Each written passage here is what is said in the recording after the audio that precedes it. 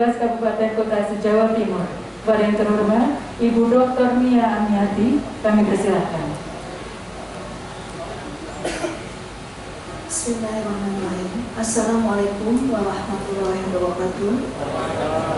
Selamat siang, salam sejahtera bagi kita semua. Yang kami muliakan Ibu Bupati Bojonegoro, Ibu Dr. Hajah Ana Maulana. Yang kami hormati Ketua DPRD Kabupaten Bojonegoro, Bapak Abdullah Umar SPD.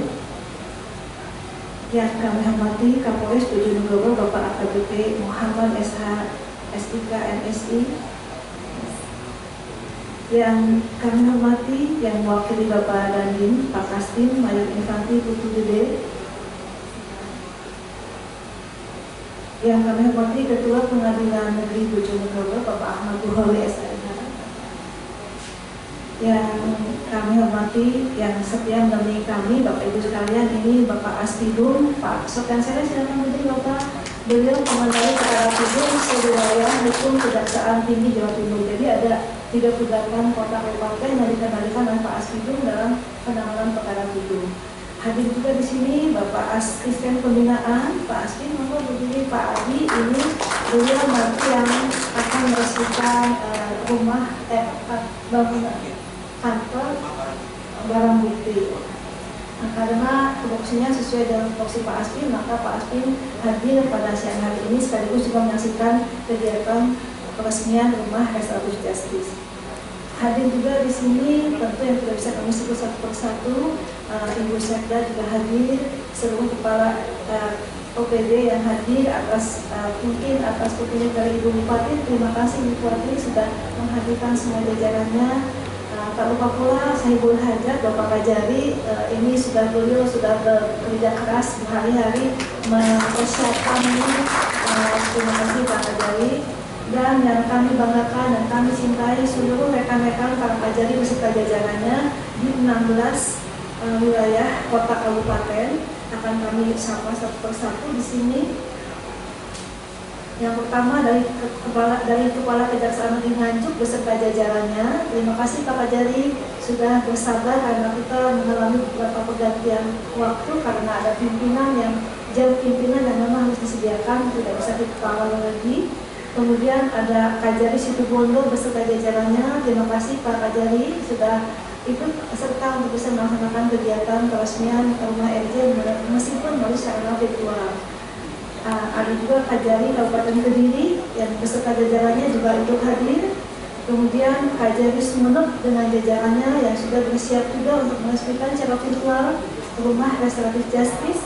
Ada Kajari Jombang yang juga sudah siap-siap untuk bisa bersama-sama kita resmikan rumah restoratif justice secara virtual. Kajari Ngawi, Pak Budi juga ada dengan jajarannya untuk bisa melaksanakan kegiatan peresmian rumah restoratif justice secara virtual. Dan Kajari Madiun beserta jajarannya yang juga hadir untuk bisa diresmikan rumah RJ-nya beserta kami bersama-sama dari Bojonegoro. Kemudian Kajari Gresik yang juga hadir beserta jajarannya. Kajari Pacitan yang sudah bersiap-siap juga untuk kita resmikan nanti rumah RJ-nya secara virtual, secara serentak. Ada juga Kajari Pacitan yang ikut hadir di sini karena pimpinan memerintahkan bahwa semua wajib untuk segera secara serentak dilaksanakan kegiatan peresmian rumah RJ. Kajari Kabupaten Kajari Banyuwangi juga hadir di sini. Terima kasih untuk Kajari Banyuwangi beserta jajarannya. Kajari Ponorogo yang sudah hadir dan bersiap-siap untuk bisa melaksanakan kegiatan peresmian rumah restoratif justice. Kajari Kabupaten Mojokerto dan Kota Mojokerto yang kemarin sudah kami kunjungi, kebetulan pada saat peresmian secara launching secara serentak oleh Jaksa Agung, kami berada di Bumi Majapahit di Mojokerto. Kemudian Kajari Bondowoso dan terakhir Kajari Lamongan. Semuanya Pak Ibu Bupati, teman-teman di seluruh 16 kabupaten kota sudah siap untuk mengikuti peresmian secara virtual secara serentak.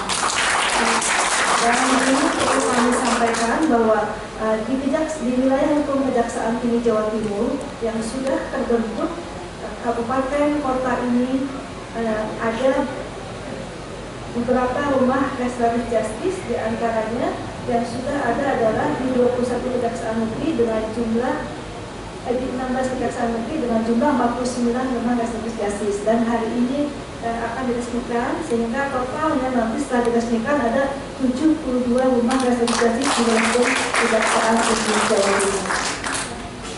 Tanjung Datuk Karang Lokan dimasak di Gulai Santan. Terima kasih atas waktu memberikan. Izinkan saya menyampaikan sambutan. Pada kesempatan ini tentu saya atas nama pribadi dan atas nama institusi yang mengaturkan terima kasih yang tak terhingga, khususnya kepada Ibu Bupati Bojonegoro dan seluruh kepala daerah yang hadir 16 kota kabupaten beserta seluruh jajaran Forkopimdanya, semua yang sudah berkontribusi, para kepala daerah baik wali kota maupun kabupaten yang dengan segala kerendahan hati kami mengaturkan terima kasih atas segala bantuannya, sehingga teman-teman di daerah semuanya difasilitasi oleh kepala daerah beserta jajarannya, dan juga atas kekompakan dari unsur Forkopimda yang hadir juga mungkin pada siang hari ini di lokasinya masing-masing untuk bisa mengikuti terselenggaranya acara peresmian rumah KTP secara virtual dan secara serentak di 16 kota kabupaten. Atas petunjuk dari pimpinan dari 38 kota kabupaten, insya Allah nanti siang ini akan diresmikan dengan total jumlah 36 kota kabupaten, yang 2 karena ada masalah berkaitan dengan masalah yang tidak bisa kami sebutkan di sini karena ada suhu politik yang berbeda ataupun kondisi sosial kultural yang belum sampai bisa kami sentuh, sehingga 2 kabupaten kota yang belum bisa melaksanakan kegiatan. Insya Allah pada kesempatan lain akan menyusul, sehingga totalnya 38 kota kabupaten akan bisa mempunyai rumah konstitusi sesuai dengan konstitusi. Bapak Ibu yang kami muliakan, tidak dapat kita pungkiri bahwa penegakan hukum saat ini pasti semua teman-teman di daerah masih mengedepankan aspek kepastian hukum dan legalitas formal daripada keadilan hukum yang lebih substansial bagi masyarakat. Artinya bahwa teman-teman secara substansi memenuhi ketentuan undang-undang, melaksanakan kegiatan penegakan hukum dengan membawa semua pencerahan hukum ke ranah hukum dengan membawa ke pengadilan.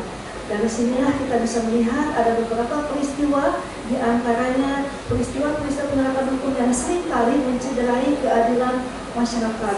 Rasa keadilan masyarakat seakan-akan belum bisa terpenuhi karena adanya proses penegakan hukum untuk semata-mata demi kepastian hukum.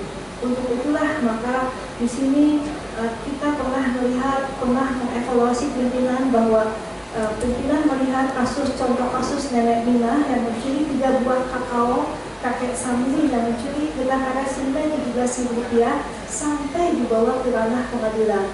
Dan situlah Bapak Jaksa Agung Indonesia, Bapak Ester Burhanuddin, mempunyai pandangan dan mendorong agar semua jaksa yang ada di seluruh Indonesia ini bisa memiliki hati nurani dalam rangka proses penegakan hukum. Beliau memfasilitasi kami dengan aturan yaitu Perja nomor 15 tahun 2020 tentang penghentian penuntutan berdasarkan keadaan restoratif. Pelaksanaan kegiatan penghentian penuntutan tersebut bisa dilaksanakan oleh setiap jaksa karena mengingat azas dominus litis yang melekat pada tugas pokok dan fungsi kewenangan kejaksaan, di mana para jaksa yang menerima berkas perkara bisa meneliti apakah perkara tersebut layak atau tidak untuk diteruskan ke pengadilan, dilimpahkan ke PN untuk bisa disidangkan. Karena azas dominus litis tersebut ada pada jaksa, maka dengan dasar Perja 15 tersebut, seluruh jaksa di wilayah hukum Indonesia yang termasuk diantaranya di wilayah Kejaksaan Tinggi Jawa Timur diwajibkan untuk bisa menganalisis secara formil dan menganalisa secara yuridis normatif dan secara sosial kultural apakah peristiwa pidana yang terjadi tersebut memang betul-betul ada mens rea atau niat jahat dari pelakunya sehingga bisa dinyatakan layak atau tidak dibawa ke pengadilan. Ibu Bupati mungkin bisa kami jelaskan bahwa tidak semata-mata semua peristiwa pidana yang diajukan bisa serta-merta diajukan penghentiannya dalam penuntutannya, tetapi ada persyaratannya. Di antaranya yang pertama adalah pelaku tindak pidana betul-betul merupakan pelaku yang belum pernah melakukan tindak pidana, jadi bukan merupakan residivis. Artinya dia melakukan perbuatan pidana tersebut karena dorongan sesuatu yang memang butuh untuk hidup secara ekonomis, secara sosial, diamati atau dicermati dan diselidiki oleh jaksa peneliti sampai ke tempat tinggalnya, apakah memang dia betul-betul sebagai pelaku kejahatan yang punya niat atau mensaya dalam hatinya. Sebagai contoh diantaranya yang dihentikan penyidikannya di wilayah hukum Kejari Bojonegoro adalah pencurian sebuah handphone, di mana handphone tersebut dicuri karena ada kesempatan yang dimilikinya pada saat dia butuh sesuatu untuk hidupnya. Jadi ada pertimbangan-pertimbangan yang perlu kami kemukakan, ada alasan kemanusiaan. Pimpinan menyatakan bahwa hati nurani tidak bisa dibaca atau dibeli di buku apapun, namun ada pada pribadi masing-masing, integritas moral yang ada dari para jaksa tersebut. Yang kedua adalah ancaman pidana dari perbuatan tersebut tidak lebih dari 5 tahun. Jadi artinya untuk hal-hal yang memang perkara pidana tersebut ancaman pidananya tidak lebih dari 5 tahun bisa dilakukan permohonan penghentian penuntutan. Kemudian yang ketiga, kerugian materi dari korban adalah tidak lebih dari 2,5 juta rupiah. Artinya itu harus dijadikan rambu-rambu batasan-batasan yang akan dipedomani oleh para jaksa untuk bisa mengajukan permohonan penghentian penuntutan. Dan yang keempat adalah dari kedua belah pihak ada keinginan secara hati nurani, tidak ada paksaan dari pihak manapun untuk bisa saling memaafkan. Jadi fungsinya bagaimana restoratif ini diterapkan, keadilan yang bisa mengembalikan keadaan semula khususnya bagi korban, karena korban sempat kehilangan barangnya, namun akhirnya pelaku dengan penuh kesadaran mengembalikan barang hasil curiannya di kepada korban, dan dengan ada respon positif dari masyarakat khususnya para tokoh agama, pemuka masyarakat, sehingga didorong agar semua bisa kembali dalam keadaan semula tanpa ada peristiwa pidana, tanpa ada peristiwa hukum, tanpa ada dendam yang akan muncul dari masing-masing pihak. Maka diupayakanlah menerapkan keadaan Israel dengan mengajukan penghentian penuntutan.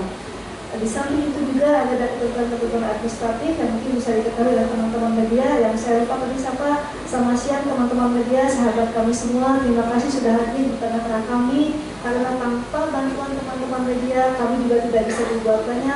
Semua apa yang pernah kami kerjakan, keberhasilan kami ataupun penyampaian program-program kami dalam rangka membuat masyarakat taat hukum atau memberikan penegakan hukum pasti akan bisa sampai bersama dengan bantuan teman-teman dari media. Tepuk tangan untuk media.